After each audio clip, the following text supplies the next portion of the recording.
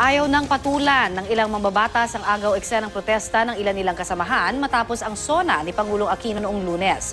Handa naman daw ang mga nagprotestang kongresista na humarap sa anumang investigasyon. Balitang hatid ni Tina Panganiban Perez.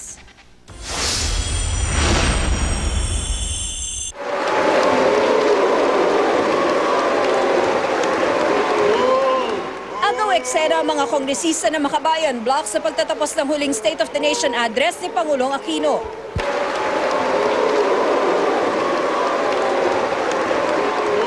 Naglabas lang ho kami actually ng mga placards para makita ho ni Pangulong Aquino. So, wala ho. Si Senate President ho may sound. Tahimik ang Pangulong pinanood ang protesta. Ang majority ang nagbu at ang sabi sa akin, nakita ko na sa video, si Senate President Drilon, the two things that made it an issue was, lumapit ang PSG para hablutin. Ang second, yung pagbu. Ayaw na silang patulan ni Senate President Franklin Drilon. That's expected of them. But I don't think they'll have any support for what they did.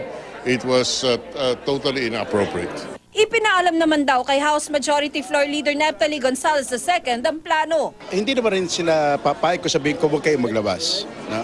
So, ang sinabi lang nila sa akin towards the end of the speech of the President ay yun, tatayo sila, maglalabas sila ng mga panyo na may mga nakasulat. Hindi ko naman alam na ganun kalaki pala yung mga panyo nila.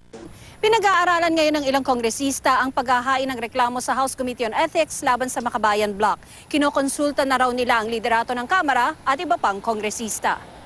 Pwede ho magyaya dub smash, pwede ho mag-abebe, pero hindi po naman sa paraan na kung saan iniinsulto po natin. Hindi lang ang presidente, kung hindi ang institusyon under which they belong. As far as Makabayan is concerned, we are very much prepared to face whichever inquiry. Ang ibang kongresista ayaw nang palakihin pa ang issue. Pwede, palagay ko. Pero palagay ko, huwag na natin pansinin kasi nagpapapansin lang naman talaga sila kasi tingin ko dyan in aid of re-election kasi malapit na election. Wag na.